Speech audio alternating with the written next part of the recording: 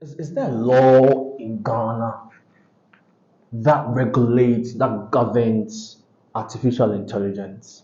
Unfortunately, no. And it's not even just in Ghana, in Africa, I would say. I mean, AI looked like a removed concept when the whole craze started until like last year when we saw ChatGPT and all that taking over the world. So it's like, yes, we have bits and pieces of what we are supposed to do with data, how we are supposed to collect data, how we are supposed to manage, analyze, process data, but we don't have a single legislation on artificial intelligence. And of course, we have intellectual property rights. We have something on copyright. You find it in the Copyright Act. And then the Data Protection Act governing how you collect and then share and then process data. But for a fixed legislation, there isn't. And I'm sure you can even attest to that. Well, EU broke the ceiling, or they broke ranks with the rest of the world in terms of legislation with artificial intelligence. I think last month they passed the EU Artificial Intelligence Act, and the act is quite, for me, quite forward-looking, and it makes EU step ahead of the globe for me. That's how it makes it look. And in the law, they set certain risk for AI because they are aware and alive to the dangers AI may pose.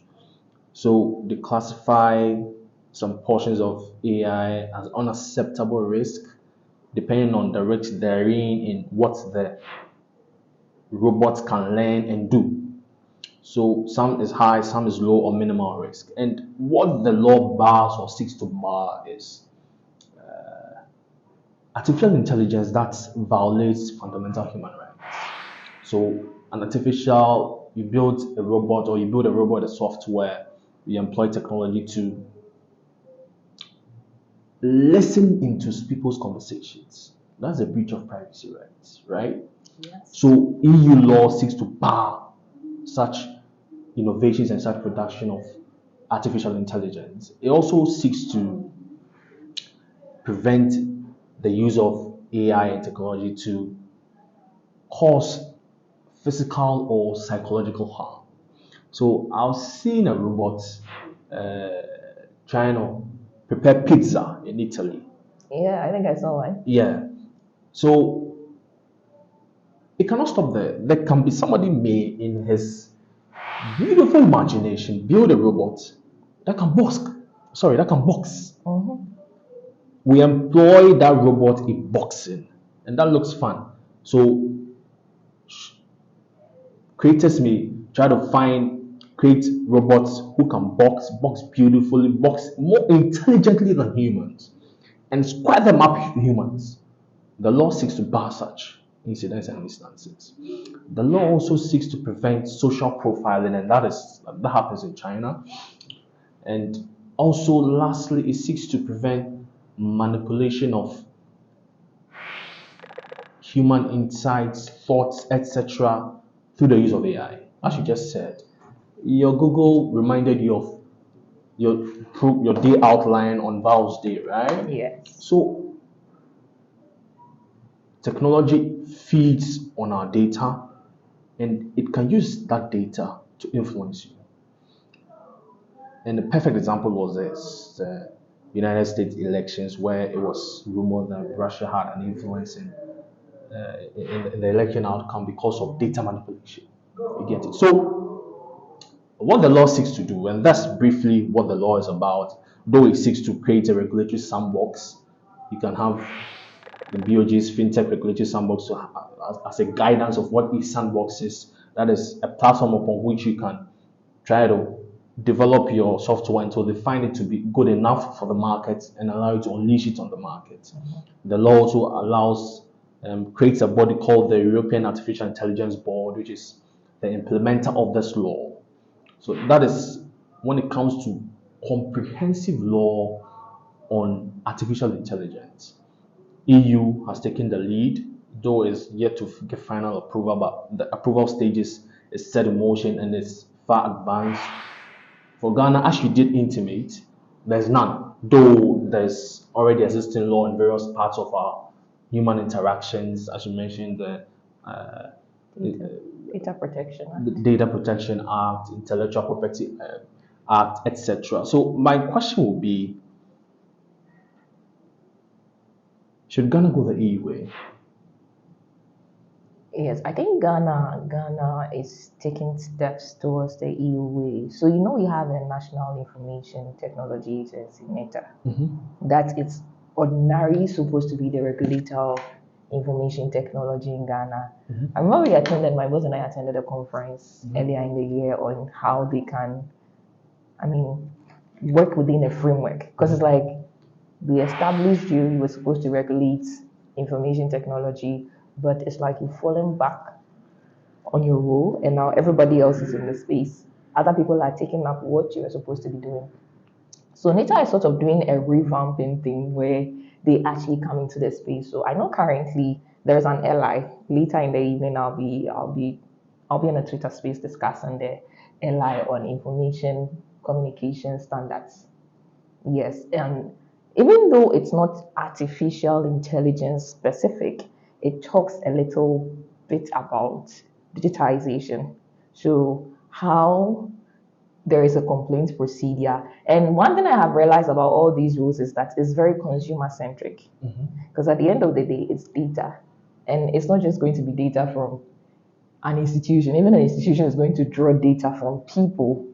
So yes, maybe Ghana can consider it, and I think the pace with which we are going, especially with the ICT standards, the LI for both the Electronic Transactions Act and then the Data Act 2008, I think it's a step in the right direction. Yes, Ghana is not really feeling the impact of artificial intelligence like the rest of the world is, but I think it is something that is going to grow, and even though people subscribe to the idea that technology will always go ahead of regulation, I think that it could be the reverse. Because you made mention of the fact that EU's Artificial Intelligence Act is forward looking. And it didn't just come up, it's something that has been running since 2019. But then it became very like an important topic when we had that whole generative AI, OpenAI coming up with their chat GPT, and then people started complaining about privacy issues, copyright issues, like intellectual property rights issues, where you had countries like Italy banning the use. So you realize that even in the act, one thing that they are seeking to do is that for generative AI like chat GPT, you must disclose where you are generating the information from. And funny enough, the Federal Trade Commission of the US has lodged this very long complaint against OpenAI, and they are doing like a whole investigation. They've started a whole investigation into it. So not to just like digress, I'm just saying that Ghana will get there eventually. So maybe what our regulators can do, which I think NETA is doing more so far, they can collaborate with maybe the cybersecurity agency and all other relevant regulatory stakeholders, and then begin to look at the future. Because people use it. You go on the internet, if you want to write an article, it's so easy. You get somebody, your long essays, you get people, you get, in fact, it's not people, you will get applications that can do it for you. They can fine tune everything for you. But if we are not able to identify where is this information coming from, it could be my work. So I write articles a lot. So imagine I put my article out there and it's in the public. I can't retrieve it. I can't say nobody should use anything from my article. So that if a student has to write a paper on artificial intelligence, the chatbot can just summarize everything I have researched and put in so much time and effort to write and just deliver it to the student. I wouldn't feel like it's fair. Exactly. Yes, so I think, yes, the ICT standards that we have developed, which is going to be passed shortly, is a step in the right direction. But there is more that we can do, and that would mean that all stakeholders coming together. So yes, the EU example is good.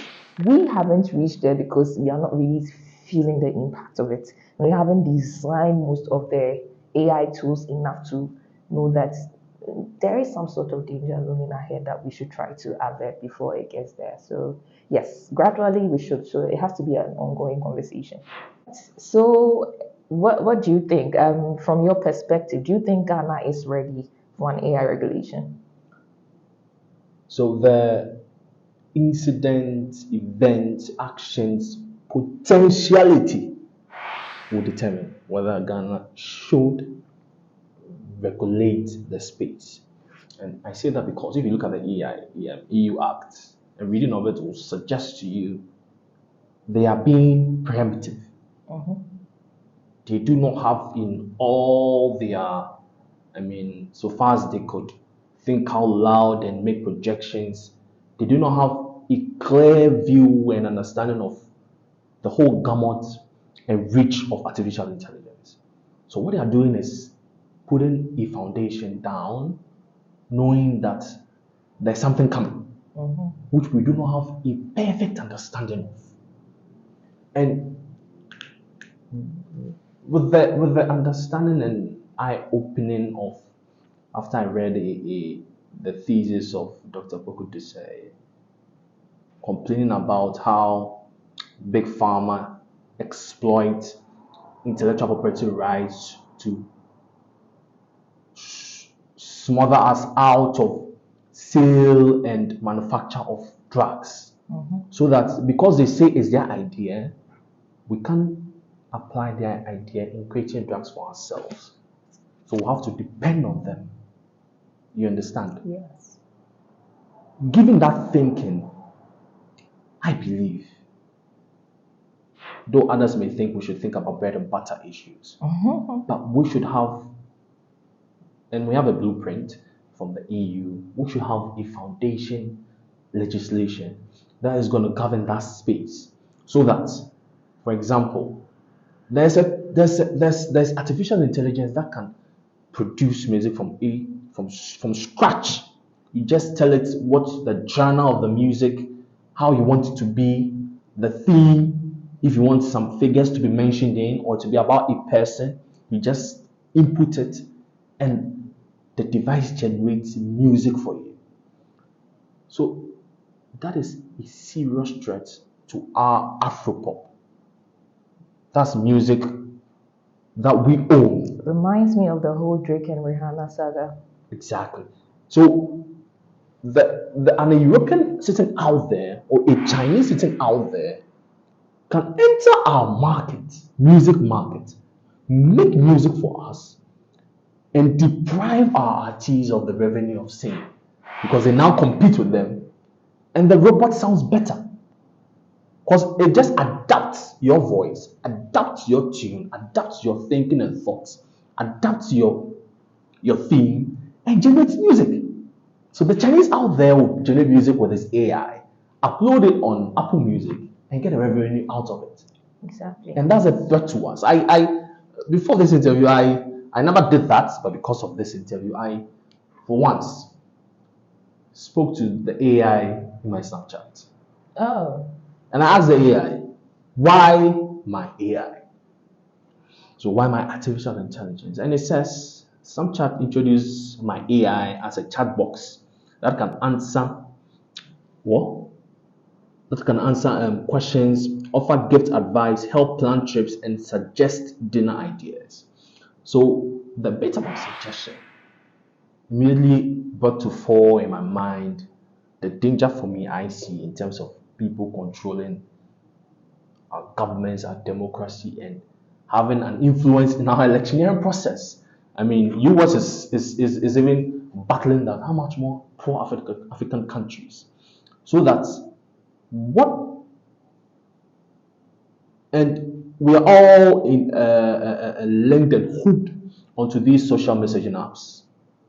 It can now suggest to you whenever you input something and want information, how you should think politically, ideologically. They can dump ideas on us, and they can do that through social media and through this artificial intelligence machines and machine learning. You understand? So for me, fundamentally, the way EU has taken the bull by its horn and wants to regulate, so that it wants to now certify artificial intelligence, establish a licensing regime of artificial intelligence, and make sure artificial intelligence is on the good side and not the negative side. Ghana and Africa should do the same. We shouldn't sit back and say, our focus is on bread and butter, which of course we know, because they say Oxfam says a fifth of Africans are still malnourished. You know, there's internet penetration in Africa of 42%. So I mean, these are artificial intelligence is powerful, but I say no, given the risk it has, the potential it has, because it's not all thing and all gloom. It's all good because there's artificial intelligence that can help in farming. It can determine which diseases is good and which disease is good, or which worm or bacteria that is good, or which bacteria that is bad for a plant. You understand? It can do all that. So there's positive in it, but of course there's also negative. So for me, I feel we should have regulation on artificial intelligence. Yes, I agree with that. You were talking a lot about what the generative AI aspects on the music and everything, and I think one thing that maybe we should focus on, which I think maybe to an extent our law can. I mean, it's not rocket science. Maybe if we go to the courts, they do interpretation, they'll find a way to fix it somewhere. But I am thinking that one thing that EU is seeking to do, yes, protecting fundamental human rights, but then it also acknowledges the inaccuracy of some of the information it provides. It's ever since the whole chat GPT craze, and then I wrote an article on it, I wanted to know the extent of the functionality of the chatbot. So I engage it regularly, and I recently logged onto the bank search and everything. And it's interesting. It's interesting because I want to know, okay, so how far can this thing go? So on a regular, I'm always putting information. How do I get this? And I want to see, oh, there was this time I asked something on the DDP and the information it gave me. Is it a debt exchange? Yes, the debt exchange, the domestic debt exchange, the program. I was just doing a research on it. Okay, so let's see what ChatGPT can tell me about DDP, what it thinks about it. And the information was totally false. Wow. You see, that is the downside of all of this generative AI. That's how come for the EU, it's being forward looking to say that give us the sources of where you are taking your data from and acknowledge those sources. Because by giving the sources, you're sort of acknowledging. And even the data that you feed into the machine, we want that kind of data. Because if you're not someone who really sits down to like read again and research on your own, and you fall on everything the chatbot or whatever virtual assistant will give you, you might be going out there and be looking like a fool, sort of. Because like you wouldn't know what you're saying. Yes, it would sound the English, the tonation perfect, but the substance would be like so wrong. Yeah, so I think yes, Ghana can look at it. It's a good start. Maybe yes, as I said, it has to be a stakeholder consultation, a collaborative effort from all our stakeholders. So just as cybersecurity and NITA and VOG are all about these fraud micro-lending institutions, we can take a step and then look at artificial intelligence. Although not a lot of people are so open about the idea because you don't see it like, okay, this is artificial intelligence, this is me. Like they'll see Momo is me, I'm Momo. Yes. They feel it's far away, but I think it's a conversation that we should start building. Perfect. Just as we are paying attention to financial technology.